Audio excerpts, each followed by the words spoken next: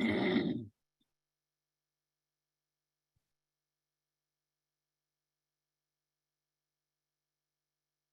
think that's everyone, Max. Floor is yours. How come you didn't? Hold all that has like. Might need to remind folks to mute, please. Yeah, let's get this kicked off. Thank you everyone for joining us. If you haven't already, maybe just mute your microphones until we have a Q&A later on, just so there's no interruptions.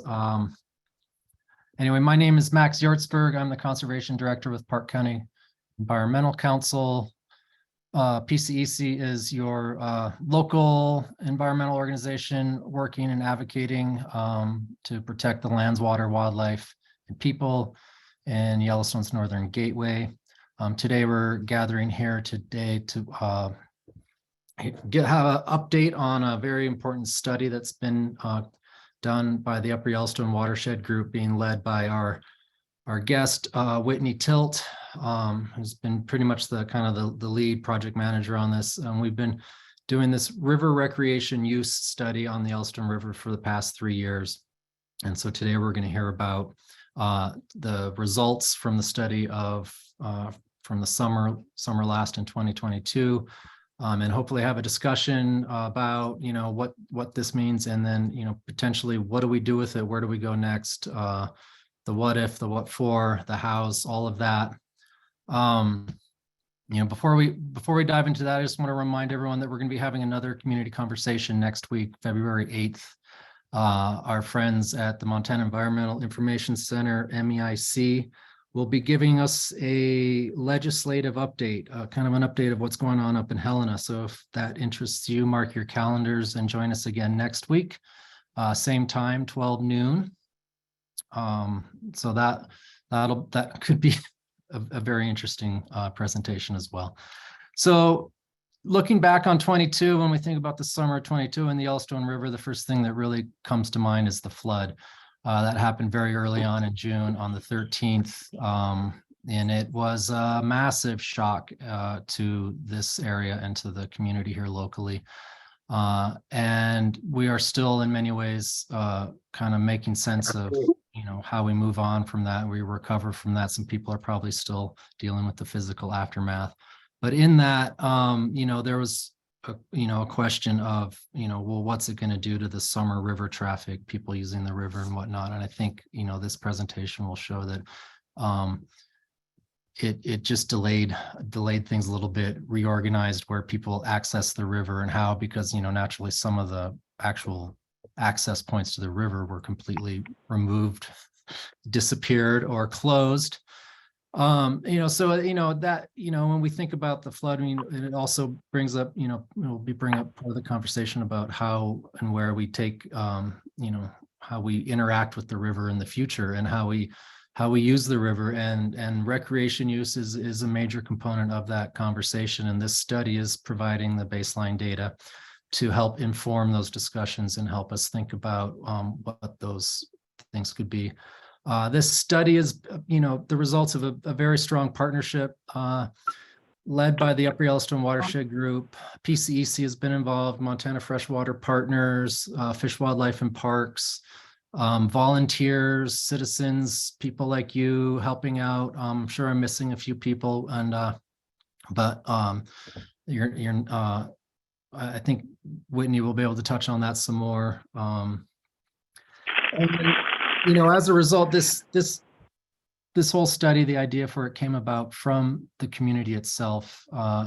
Recreation use was the #1 concern, or when we did a poll in 2017 at the Yellowstone River Symposium, it really rose to the top. And so this effort is truly a grassroots, community-based from the ground up effort to kind of get ahead of a situation that we're all aware of, that we can see going on. We can see increased river use, crowded access sites, more and more people on the river. And so we'll be able to, we're gathering this data so that we can, as a community, have these discussions and help guide the process down the road when we may have to make, more serious decisions or take more serious action, about how we interact and use the river. So, and a great way to, aside from this community conversation for everyone to continue to stay involved would be to, pay attention to the Upper Yellowstone Watershed Group, the meetings that they have quarterly, and immigrant, attend those. These, we're often discussing this study and the updates from it. I'll put a link in the chat as soon as I'm done here with, how you can sign up to get their newsletter to stay informed. PCEC is also always trying to keep that information out to our members. And if you want to really get more involved, we encourage you to join, help out with some of the committees of the Upper Yellowstone Watershed Group, especially the Fish, Wildlife, and Recreation Committee. That is the lead committee for this study. We're going to be having an in-person meeting March 6th. If you reach out to me, I can add your name to the RSVP list that we'll be sending out if you want to join and participate in that. But, it's these meetings and working with these groups is where, if this information and this topic is of big importance to you, well, we'd like to have you show up. We'd like to hear from you and have you be a part of the decision-making process going forward. Everyone's welcome.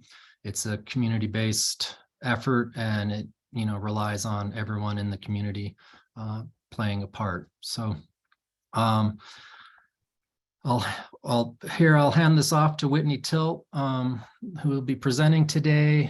Whitney's with Benchmark Conservation and the executive director of AFTA Fisheries Fund. AFTA is the American Fly Fishing Trade Association, and has been leading this study, and will be presenting. And then if you have questions, type them in the chat during the presentation. We'll try to get to them during pauses, and then also we're reserving time afterwards for discussion and more Q&A. So stay on the line, and if you have thoughts or concerns, we can get to them then. So Whitney, I'll hand it off to you.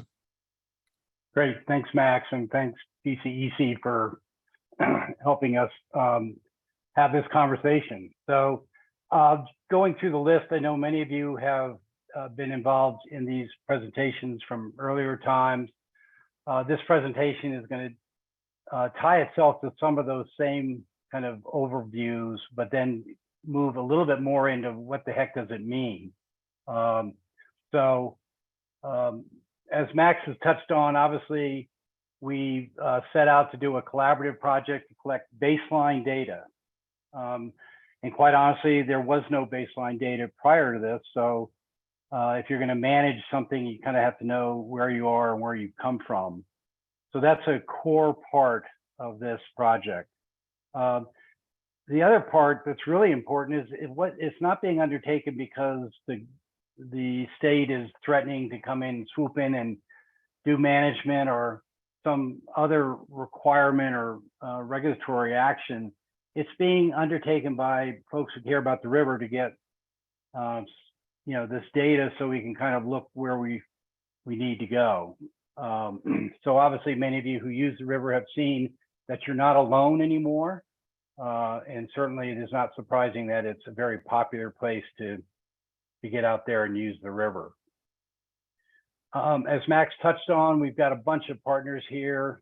Critical are the local businesses. We have Montana State and the University of Montana have been involved. We have both state and federal land management agencies not really at the table, but involved in this from really day one. They're plugged into the actual data as it comes out. They're obviously the ones who are managing the fish access sites. A critical part is the riparian landowners who kind of keep this resource.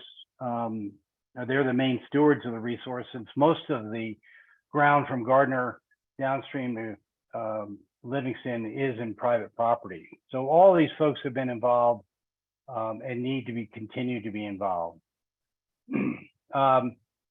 Again, this project is funded from the ground up from businesses like Anglers West and Dan Bailey and Yellowstone Angler, from foundations like A&B West, Park County Community Foundation, Reichel Foundation, a lot of individuals and the largesse of the hoot and landowners both supporting the project and allowing our cameras to be on their property.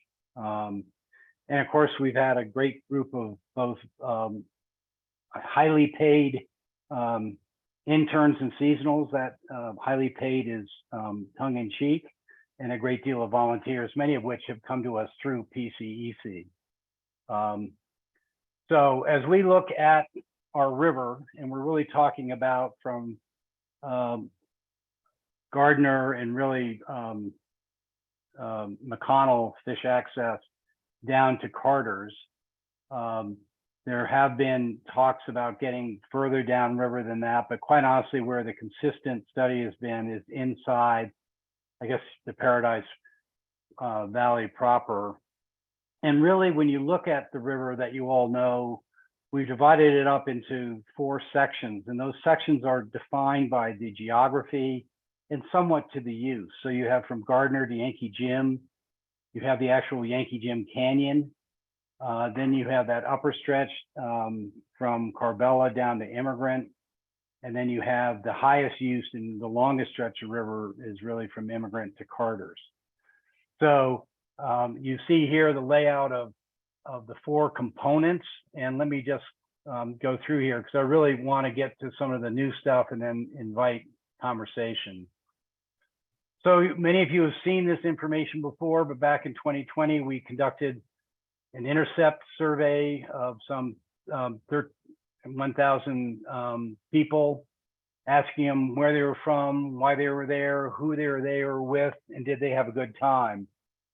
And this data really showed that folks are from all over, but mostly from Park County and Gallatin County. They came for fishing, to recreating, to just hanging out with friends.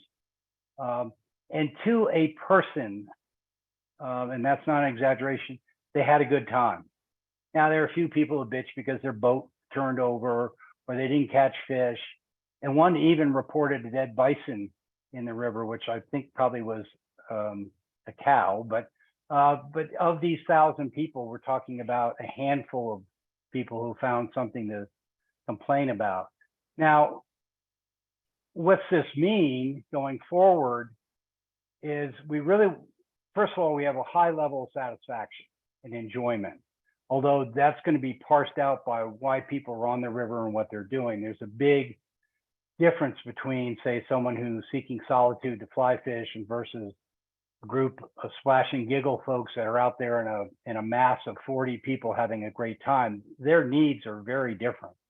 But we want to repeat the survey in this coming year, and we want to focus really on the higher use sites to really parse out more, how people are, how their experience is, and what might limit it. So we hope to work with FWP, who is essential in doing the first one. But one way or the other, we plan to conduct this survey in the July, August, the high use times in the Immigrant to Carter's Bridge area. And again, primarily on weekends and holidays. And again, this is expressly to start looking at where we know that there's higher use and potentially higher impact. So setting a baseline, what's that mean? Well, that's numbers of people doing what at what time and where. So we use cameras to capture this. You see some of the images here. We do guard our cameras, as you can see by this immature bald eagle who's protecting one of the cameras. So beware if you see one, we might be having wildlife sentries. But you can see from these pictures that you have whitewater rafting, you have mixed use, you have fishing. And so that's what we're capturing with these cameras. And I really want to emphasize that we're identifying use. We really don't care who this person is or who this boy jumping off the bow of the drift boat is. What we see here in this picture is 3 people fishing on a certain stretch at a certain time using a raft. That's the information that's captured. So when you take it down to all these different uses, and we see some uses that, for instance, raft camping, the huge uptick in personal watercraft. This is a classic 4th of July scene. And we even have fairing of bicycles. You have a wide variety of use that can be captured. But when it ultimately comes down to it and reduced to data, this is one day, in this case, July 24th, 2021. Each of these rows here is a camera site. And here is the count of drift boats and rafts, personal watercraft, the number of people, and how many of those craft were fishing. And then we just capture some of the temperature data from the cameras itself. And so on that day, we have 88 images that showed use. And then for my own use, we try to monitor or meter the frequency of the time lapse to actually capture the same use twice. So obviously, the faster the water, the more quicker the images have to be taken. In addition, we capture the use of the particular fish access sites, as well as the date, the conditions, etc. So that's just one day of one camera. And so you can imagine the amount of data going forward.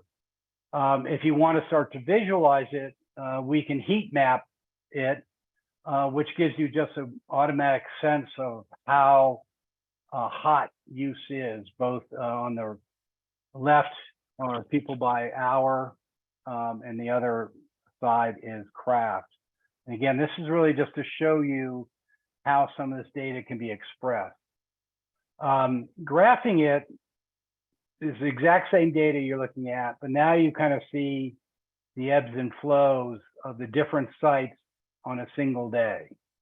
So again, in this data is time, location, use, weather, water temperature, air temperature. And so we are working with Montana State University to collect these data sets and make it so they're parsable, so you can query it, so you can ask questions, and ultimately create, if you will, a heat map of use where you can plug in a certain time and date. And while some of our data has been skewed by, shall we say, stochastic events like COVID and the June 2020 flood, we feel fairly certain that you could probably, even with the data we capture through 2023, that you'll be able to kind of look forward and say, if conditions are X, Y, and Z, here's where you're going to have X amount of use. So anyway, this is very much in process, and is still has a lot of data analysis that has to be done, and I'll touch on that in a moment. One of the issues, if we look to our west in the Madison River, where there's a lot of examination of what is the relative use and impact, say, between commercial guiding and personal fishing, we can't do that, unfortunately, here, because we cannot reliably capture which are commercially guided and which are not, because of the way the tags are displayed. We do know that fishing, and we'll be able to quantify this, but we know that fishing is a relatively small part of the overall use, especially during high use time.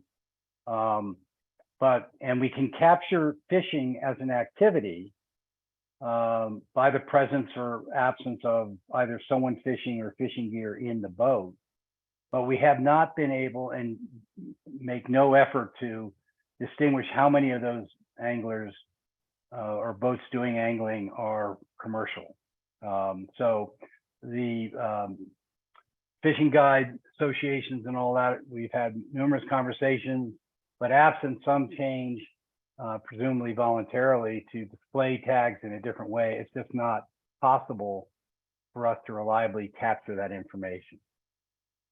So we have cameras capturing images anywhere from 6 to 20 seconds. again, depending on water flow.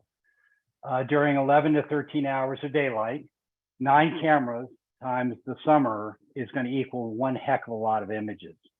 Right now, those are hand analyzed using a software that is very helpful, but it still means basically grabbing the data set of images, about 3,300 per day per camera, and then going through them and capturing the ones that show use. So thanks to Jeff Reed, who is on this call, we've been trying to move towards using AI to help us do that job for us, not completely, but at least get rid of the false positive. And we are making progress, but much remains to be done. So right now, this data is still basically being hand analyzed by our intern Bailey and myself. You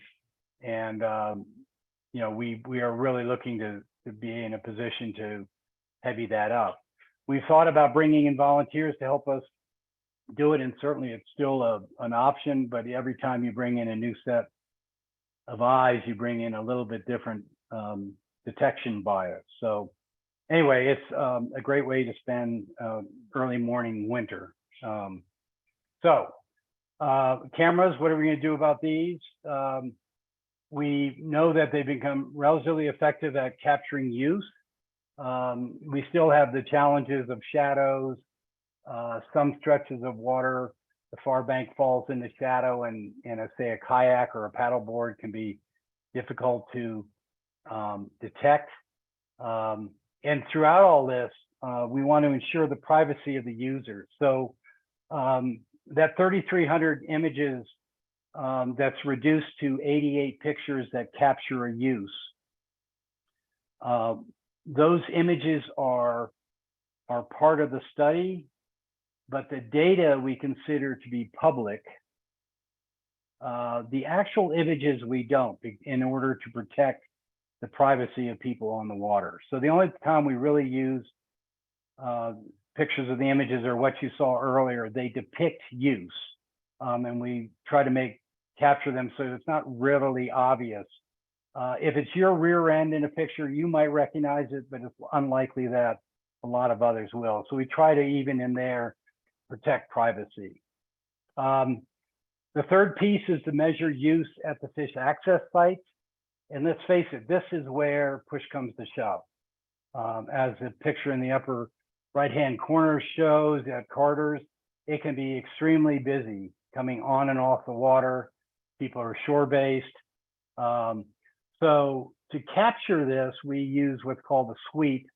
To the best of my knowledge, it's the only place it's ever been tried. It seems to work pretty well and very effective, you know, economically. But we start sweeper starts, say Max, who's swept before, he starts at McConnell at say midday. He then tallies the number of vehicles and the number of trailers he sees at that site. He notes any other kind of observation, like, you know, the place is flooded. He records the weather, and he starts to move downriver to count all the fish access sites that have ramps. So he arrives at Carter's Bridge somewhere 2.5 hours later. That information is recorded and then combined. So in the 20 to 22, we've done this 95 times. And I really appreciate the volunteers who have done this. It's about it's well over 100 miles worth of driving, but it proves to be very valuable data. And this is just a bunch of numbers right here, but it shows the averages of vehicles and trailers in each of the sites. It shows the maximum observed. So you might at Gray Owl see that it has an average of 31 vehicles and 17 trailers during the season, but it can get as high as 112 of those vehicles and trailers in that site. So those of you who use that would suspect that maybe that day was a little crowded. So anyway, this is just a snapshot of the data, but it is, especially when combined with use, can really show us a lot. So this is new to many of you, but I have gone in and looked at each of the fish access sites and how well they do their job. So McConnell generally does a great job. You might find it quite busy, say, during the salmon fly hatch. It's got a rough access road, and the overflow vehicles are parked along the shoulder with fairly hard on the vehicles and trailers, as well as a fair amount of erosion. You notice the next one is red. Well, Brogan's no longer exists. It would have probably been a green to yellow prior to the flood.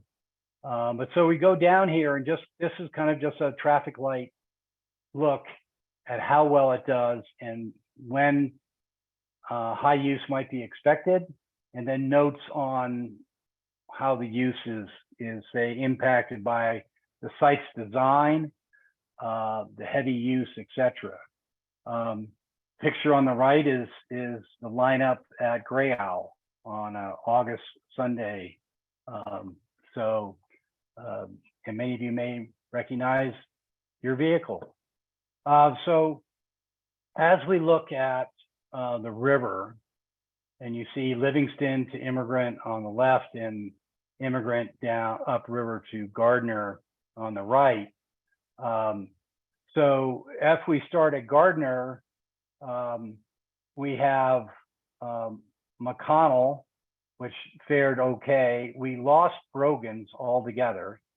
Cinnabar was highly impacted by the river, and it was about a 6-foot drop to the river from the boat ramp. You had Yankee Jim filled with, basically became a beach. Carbella survived, even though the bridge did not. It was closed for a while, but it was largely just sand damage and overran the campground, but relatively minor. Mile 26, which is an informal site, became even more informal in that the riverbank was so eroded that it was almost impossible to use. Then those of you who like to run the lower river, you know that Mallard's Rest was closed for the entire season. The site itself is largely intact, but the road going down to it is deeply eroded. And I understand from FWP, they are planning to get that open by the river season. And then, as you all know, from downstream from Mayors to Highway 89 bridge was closed because of the railroad bridge danger. And it was closed almost all of last season and just opened, officially opened 2 days ago. So that just kind of gives a sight of what's going on as far as access. So this river, I'd like to throw it out later to anybody who knows of a river that has better access. With the exception of the stretch from Point of Rocks to Immigrant, which presently does not have an official access point, there are pretty much access points everywhere that, say, a couple-hour drift would take you. So it enjoys tremendously good access, public access. Excuse me. So as far as the access site occupancy, I think we can, the sweep counts provide a very innovative and a cost-effective way to assess use. We see a high variability of use that's indicative of everything from whether salmon flies are out, how high the water is, or the good rapids inside the canyon. Obviously, both COVID and the flood had impacts. For instance, COVID had the impact of putting more vehicles in the fish access sites because people were driving alone. Fishing guides had their clients actually driving rather than being picked up, say, at the Albertsons parking lot. So all these things that are variables in this. But I think it gives us a clear sense of where access issues can and do exist, and perhaps gives us therefore a way we can focus in on what to do about it. And moving forward, looking at the capacity and design of these river access sites is really part and parcel of determining how do we handle a user experience in the face of increased use. Do you accommodate the increased use, or do you say this is kind of where we are, and in order to keep a high standard of experience, we want to kind of keep it the way it is and develop systems to shunt people where it's less crowded. So we're going to continue to do the sweep counts again, because we've examined it enough. We will focus in on weekdays or weekends and holidays, because that again is where we see the higher use. For all intents and purposes, we can demonstrate there are a lot of times where river use on the Yellowstone is very low. But going forward from a management standpoint, that's good to know. But as far as delving in to the details for baseline information, examining the higher use times is what we'd like to get at, because it is a lot of wear and tear on volunteers and the like. The last part, and really the part that we want to delve into in this discussion, is where do we go from here, and working with all river users, because obviously all river users don't come from the same place and are expecting the same experience. This is a photo by Rick Willem of the Loch Laven ramp on a nice August, I'm assuming it's a weekend, and basically shows what you don't want, where you have everybody clogged up at one ramp, a large number of use. You see here the importance of recognizing the difference between a vehicle and a vehicle with a trailer. Their parking and space demands are totally different. So anyway, trying to get through this so we can get into some conversation. The overall phases of this study are to describe the current conditions and kind of establish a baseline. We're well on our way there. Identify desired conditions for each reach. So that's really looking at, from a recreational use for a whitewater rafter in the canyon, what's going on there? Are there erosion issues? Are there sanitation issues? Are there that? I haven't touched on, obviously, the upper stretch from Gardiner to Cinnabar has a high level of commercial use. Some 600 people a day might go through that stretch. That's a different set of demands, both for the commercial river folks as well as those participants. Obviously, identifying the issues and potential responses. We've laid out some here and are going to concentrate on that from here going forward. And then kind of identify triggers, or when does everything start to come off the rails, or when is something that we need happen where we need to step up. So the last one is this kind of somewhat very demanding concept of, can we determine the river or these individual reaches carrying capacity? We've got really 3 or 4 major buckets that a lot of this stuff comes in. Obviously, when we look at recreation, we have access to the river, we have the services at these fish access sites, we have user responsibility conduct, and then a little bit about sustainability, since many of these, like the river access site at Free River, those are largely brought to you by sportsmen's dollars, specifically fishing license dollars, and excise tax dollars. Some of them have a little bit of LWCF, but in most of these, as I've been led to believe, are largely sportsmen's dollars. So if we dive down a little bit, and I wanted this to be a little bit, I wouldn't say provocative, but getting into some of these more distinct actions. If we look at improving river access, we have two major repair jobs in front of us. The Forest Service needs help repairing Cinnabar because it's an unbudgeted expense. And interestingly enough, FEMA and the Forest Service regulations do not recognize boat ramps as something that FEMA dollars can be put towards. Mallard's Rest, I believe the good news is that because it's a next part of a school section, there is probably the ability to reroute the access road away from that cut bank. We really need to move forward with working with the FWP to assess and design a mile 26 site. Is it feasible, a good idea, etc.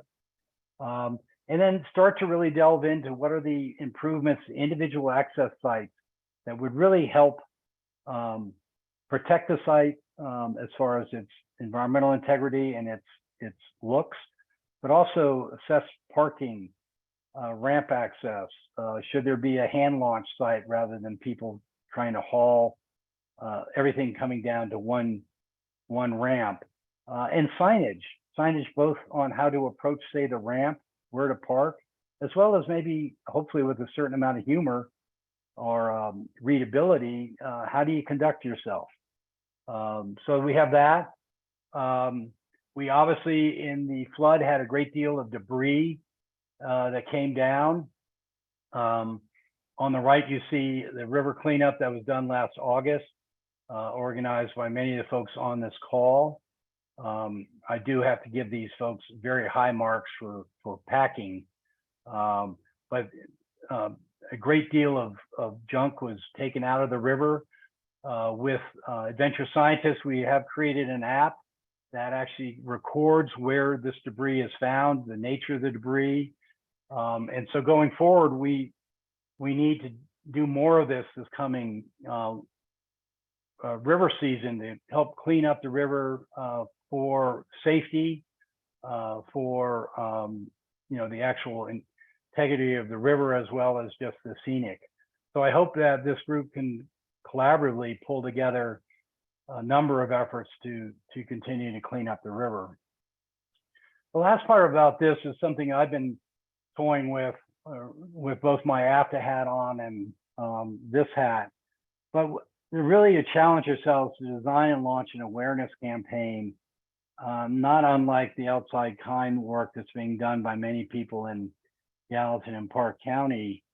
But the core elements, no matter what you call it, would be to this idea of being kind, aware, inclusive, and safe to you and your fellow users and the environment.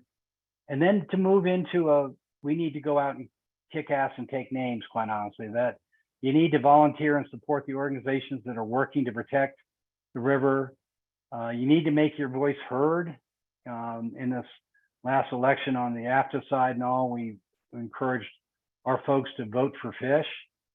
And we need to recruit others. I mean, many of the people who are on that river do not necessarily have a sense of that it's a finite resource or whatnot. So we really need to constantly recruit others.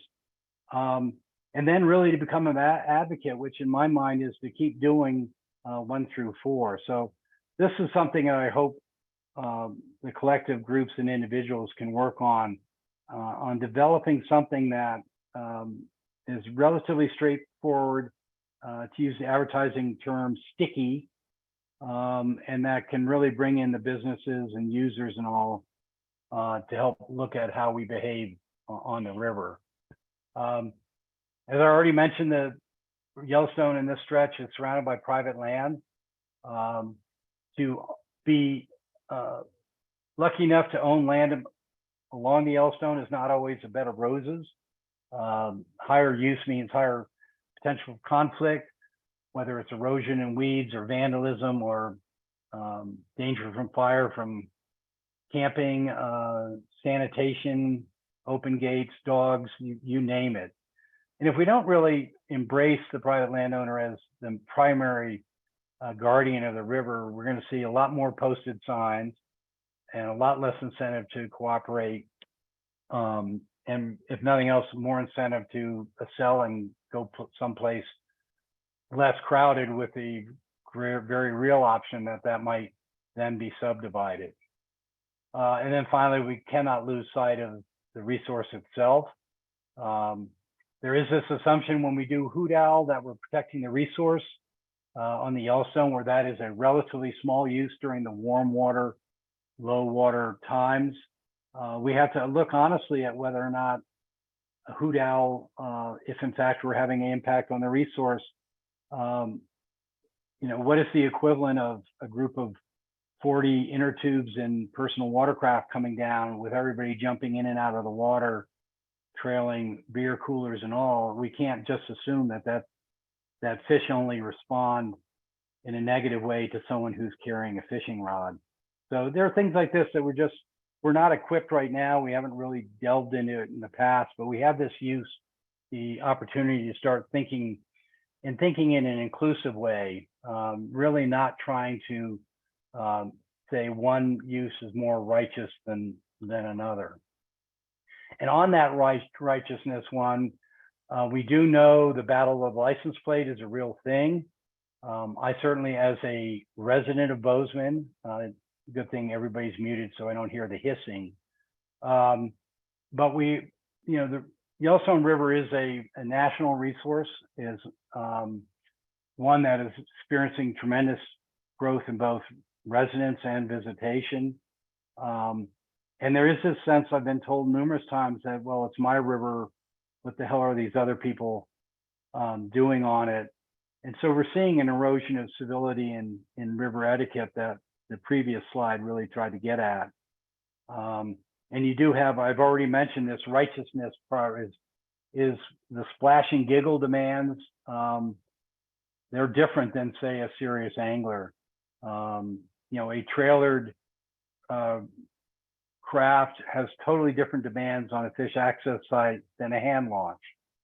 Then, of course, you have commercial users who are local businesses wanting to provide a quality experience for their clients. So all these have a right to the river, and yet their demands are all a little different. So anyway, to start moving this to closure so we can have some discussion, this is the geeky side of me. But as you look in the literature to see how other people have dealt with recreational climate, this first one really says, one of the problematic aspects of outdoor recreational conflict research is explaining the lack of a relationship that exists between conflict and satisfaction. So again, it gets to this point, just because there's a long wait and people finally get on the river and there are tons of other people around, that does not equal a terrible day. It does not equal conflict. So there is this, Tokyo subway issue that, many people in a subway don't consider it crowded. Whereas if we're sitting on the Yellowstone and you've been here for all your life and you're used to having it all to yourself, maybe one other person is going to be conflict. So anyway, enough of the geeky stuff.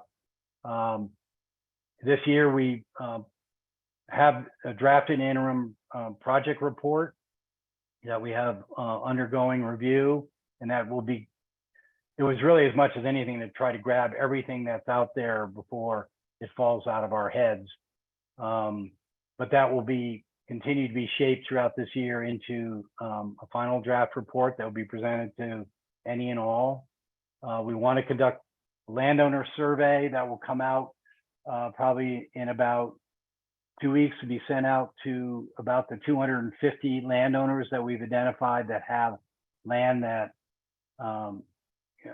is on the Yellowstone River, and ask them what their experience is. We probably need to raise a little bit more money, but again, because of the generosity of the community, we've been very fortunate in that. We want to conduct an intercept survey, and then one more set of data and sweep, and then basically start really engaging all of you that have a stake in the river to saying, where do we go from here? So anyway, I'm going to stop there, turn it back over to Max. I hope this has generated some discussions, and you see my email down below if anybody wants to reach out to me directly. So thanks very much. Thank you, Whitney. Yeah, let's open it up to discussion. If you want, you can just come off of mute and ask your question, or if you don't feel comfortable doing that, you can type it into the chat box and we will get to that. So anyone who has any questions, now's a good time.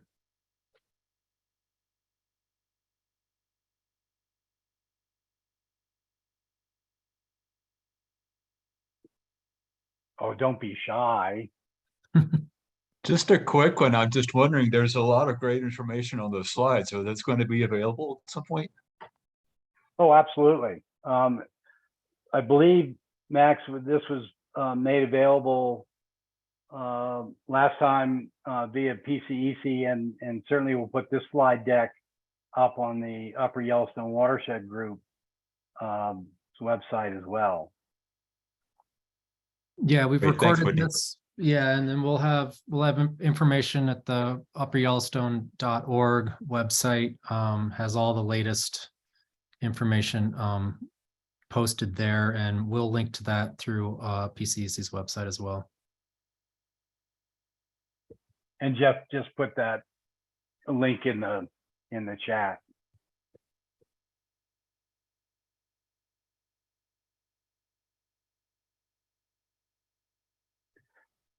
While people are getting over their shyness,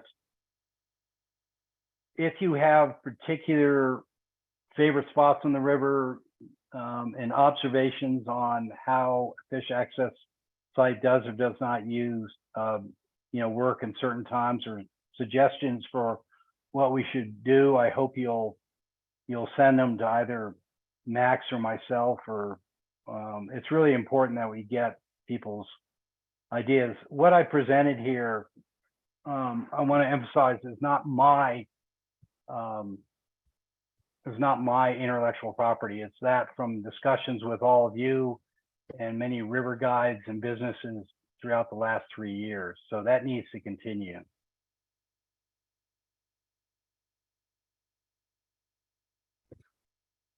Thanks, Todd. What do we got here? Anything else? Yeah, and I mean, Nicole had a question about the Boiling River in the park. Don't know what the Park Service is going to do about that down the road. Haven't heard anything. Well, as you know, they never really liked it anyway, so I certainly haven't heard anything. Yeah.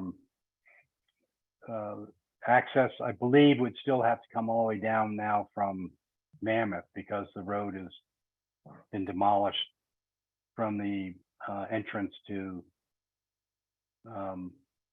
Boiling River. That's where all the damage is in that stretch. So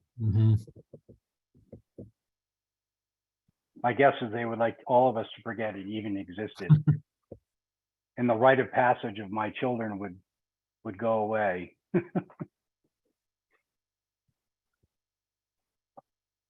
Whitney, this is Wendy Riley. Thank you so much for this information. Forgive me if I missed this, but is there any part of the study that looks at the restroom facilities, as far as if they're sufficient for the number of people who may be there on a given day or weekend? And is that FWP's responsibility to maintain them? Yes, it is FWP who maintains them.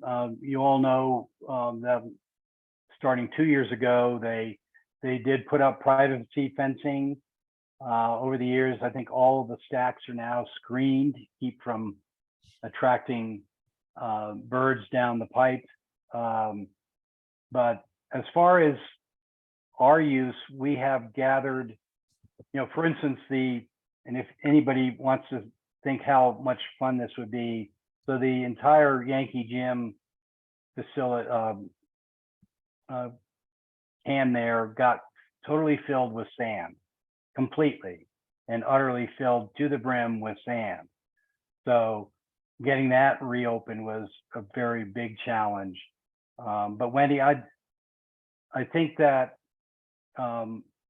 if there are issues let me back up for a second. Corbella is the site that has undergone the most improvement, quote unquote, over the last 4 years, where the BLM came in and instead of having indiscriminate camping, created campsites, did a dedicated parking area and ramp. So there's actually parking spaces and all that for the river use. They hoped last year to have a docent on site, and to make sure things are kept nicely. But there is one person that's of the BLM based out of Butte that handles all of southwestern Montana.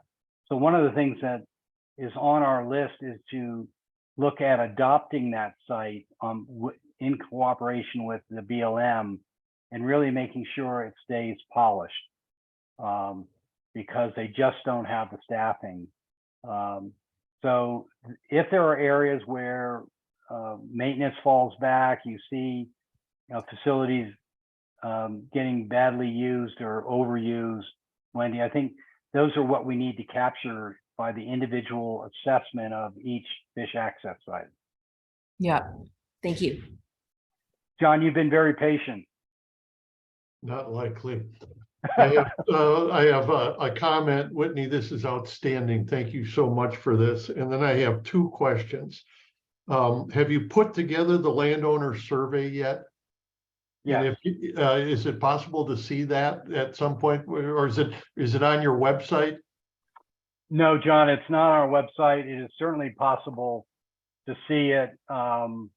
In fact, Jeff, we'll go ahead and both PCEC and the Upper Yellowstone can go ahead and post this. And I would encourage, if you are on the river, that you take it. So it went through a number of iterations with a small group of landowners. We do now need to get it rolled out. And of course, from an ownership standpoint, if we don't know who they actually are, we are often facing an LLC or some, what we get off the cadastral. So the more that we can get this out to landowners, the better. Got it. Thanks. And my second is more, I'm not sure if it's a question or a comment. And the emphasis, for obvious and important reasons, for where people got on the river was at access points.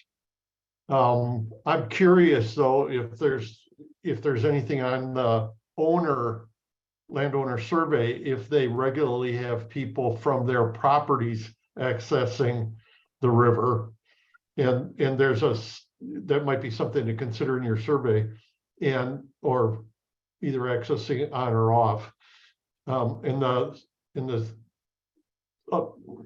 Something that goes along with that is that there is a large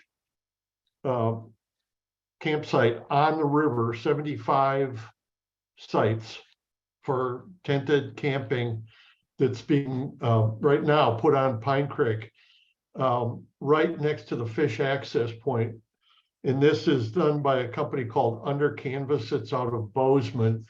And I don't know if they lease, I think they're leasing the property from a landowner, and they're doing a whole lot of infrastructural development right at or in the floodplain. Having a nephew that worked for them in the Grand Canyon, I made a call to this company, and I asked them if they were going to allow campers to access the river from this site, and they said they thought so. So there's 75 sites, and they assume that it'll be full from Memorial Day to Labor Day. And if their thinking is right, there will be 3 people per campsite. So that's a pretty sizable chunk of people with the potential of accessing the river on a comparatively short part of our Park County catchment area. But nonetheless, it's a big deal. So I would think that it might make some sense to find out informally through the landowner survey if they have folks that, occasionally, regularly, whatever, access the river from that point. Well, John, I do know, certainly, the survey right now does not ask that question. Yeah, And in some ways, I think the assumption would be yes, but most of these users are non-commercial. So this is one of the few areas that would have commercial use. Interesting enough, John, we do ask, would anybody be interested in, say, providing a restroom facility halfway between, say, a very popular use that they would allow us to partner with and place, say, some, Johnny on it, and would they like to cooperate that way? But we, at this point, and I'll go back and look at it. I guess my big question is probably for a river survey, it's a very limited, only a few people would be in this category, whether or not we should just engage that group directly. I understand. I understand. Thanks for considering it. Yeah, thank you, John. That's important information to know. We'll have to look into that. I'm going to jump in and just answer a couple of questions out of the chat room.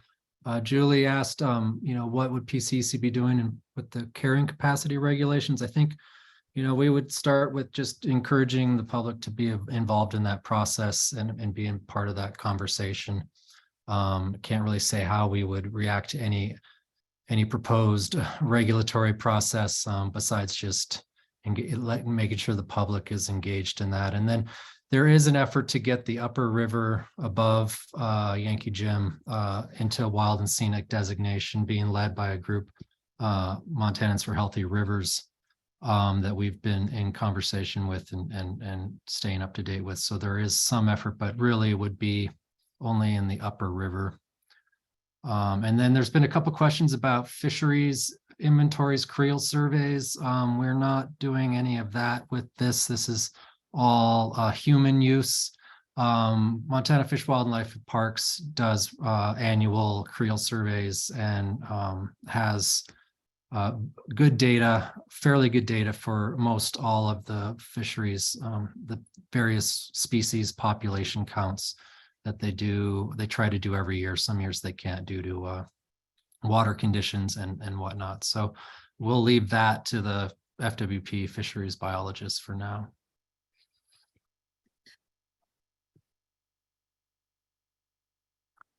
Sure, go ahead, Catherine.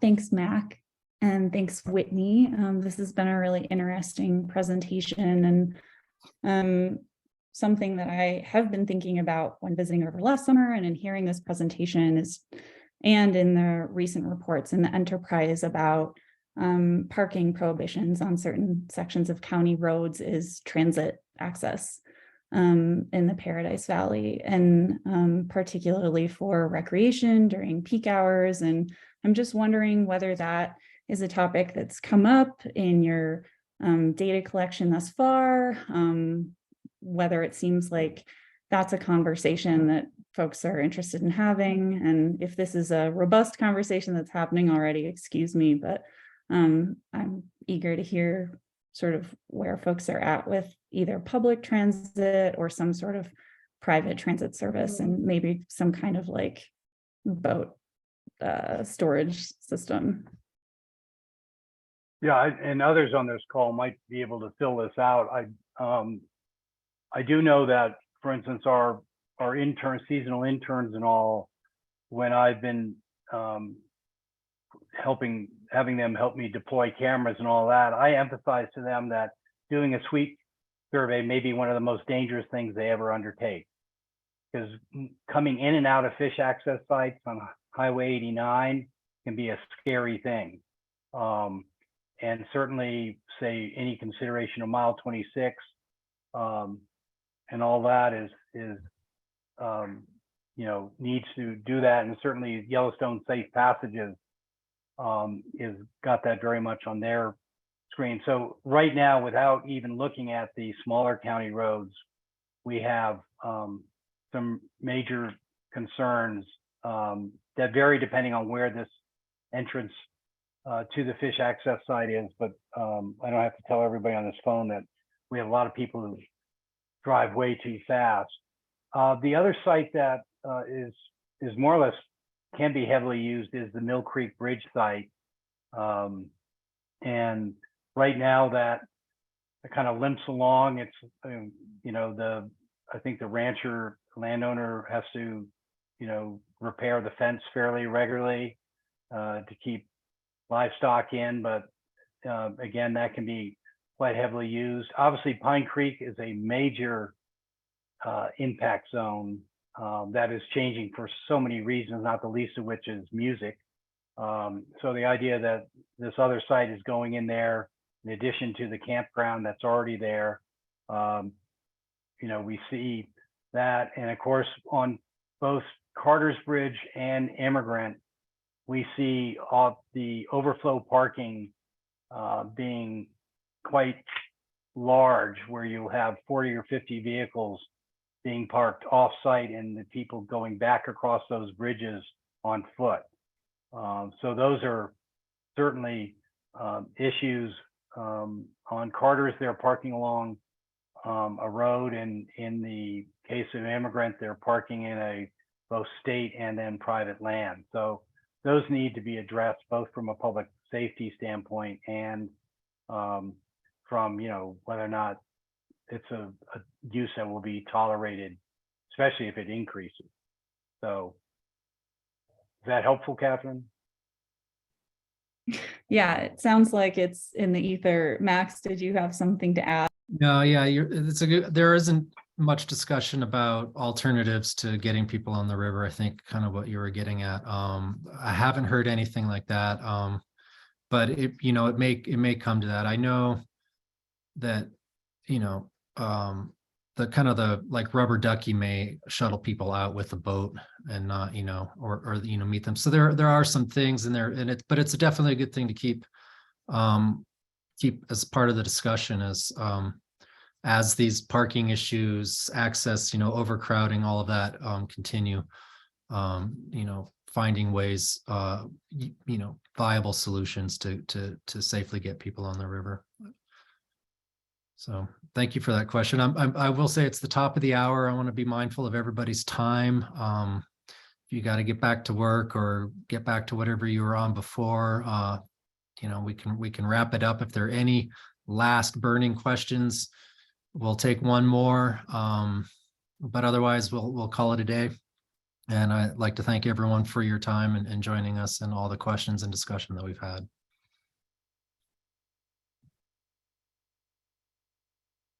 I think we're good. Thanks. Thank Bye, you everyone. all. Thanks, Whitney. Thanks, Max. Thank you.